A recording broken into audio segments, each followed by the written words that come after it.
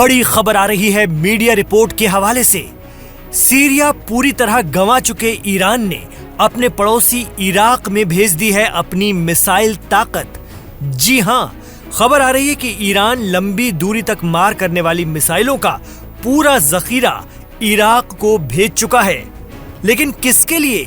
तो एक्सपर्ट बताते हैं कि ये मिसाइलें भेजी जा रही हैं इराक में ईरान हिमायती तंजीमों के लिए, जो ईरान के एक्सिस ऑफ रेजिस्टेंस यानी मुकावमत का हिस्सा हैं। इनमें हश्द अल शाबी, जिसे पॉपुलर मोबिलाइजेशन फोर्स भी कहा जाता है, सबसे बड़ी है। इसके अलावा कताइब हिजबुल्लाह और लश्कर मुख्तार समेत कई ऐसे संगठन हैं जो ईरान के हिमायती माने जाते हैं।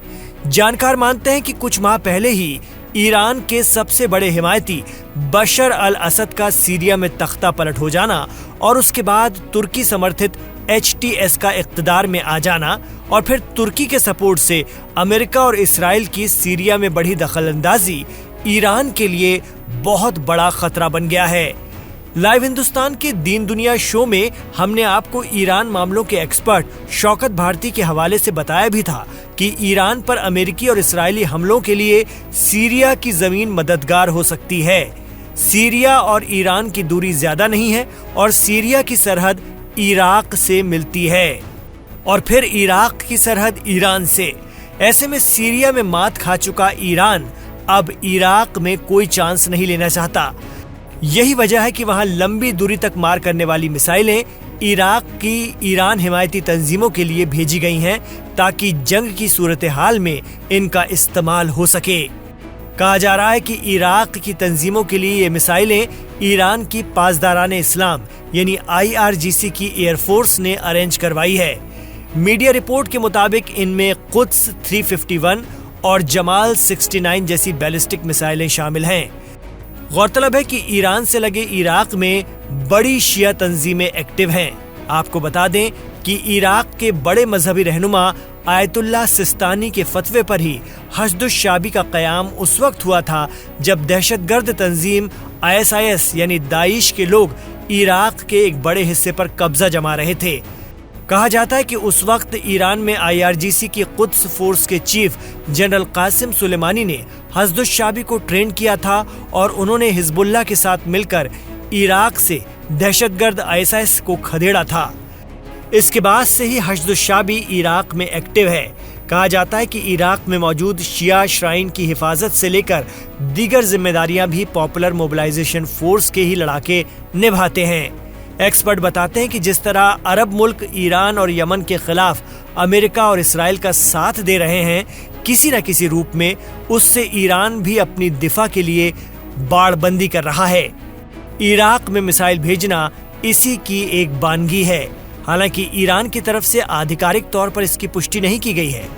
तो एक तरफ तो ओमान में अमेरिका और ईरान के नुमाइंदे मीडिएटर की मौजूदगी में बात करने के लिए आमने सामने होंगे, तो दूसरी तरफ किसी भी खतरे के मद्देनजर दोनों तरफ से मजबूत जंगी तैयारियां भी जारी हैं। जानकार कहते हैं कि सीरिया खो चुका ईरान शायद इराक को अपने लिए आसान रास्ता बनने नहीं देना चाहता।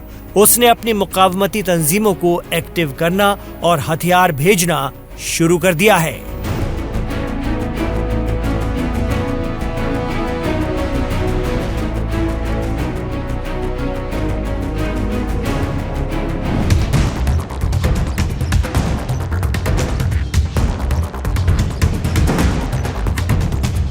ईरान को घेरने के लिए अमेरिका ने एक और सुन्नी मुस्लिम मुल्क का साथ ले लिया है। लेकिन ये कोई अरब देश नहीं, बल्कि ईरान की सरहद से लगा वो मुल्क है जहां की सरकार अमेरिका की सबसे बड़ी दुश्मन मानी जाती है। जी हां, हम बात कर रहे हैं तालिबान की और वो मुल्क है अफगानिस्तान। 21 सालों तक तालिबान से लड़ने वाले और फिर अफगानिस्तान छोड़कर निकल जाने वाले अमेरिका ने वापसी कर ली है। मीडिया रिपोर्ट की माने तो 4 साल बाद अमेरिका ने अफगानिस्तान के बगराम एयरबेस पर फिर से कंट्रोल हासिल कर लिया है। लेकिन इस बार सुन्नी तालिबान से दोस्ती कर शिया ईरान को घेरने की कोशिश है। खबर है कि अमेरिका और तालिबान के बीच खुफिया डील हुई है। अमेरिका ने अपने एक दुश्मन से हाथ मिला लिया है दूसरे को खत्म करने के लिए।